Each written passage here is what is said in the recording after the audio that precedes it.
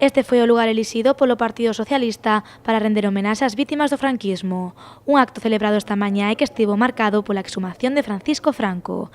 Todos os membros do partido cualificaron esta xornada como histórica e como unha vitoria da democracia. Que os socialistas creíamos e estábamos convencidos de que a retirada do dictador do Val dos Caídos era unha decisión necesaria, unha decisión xusta, unha decisión que nos fai vivir nun país máis avanzado, máis democrático, máis xusto, un país que corrixe as súas eivas e os seus defectos no funcionamento democrático.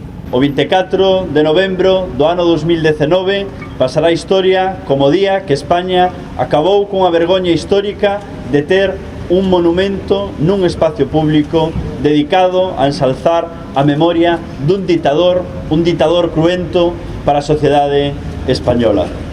Neste acto, os socialistas recordaron as 10 pontevedreses fusilados o 12 de novembro de 1936.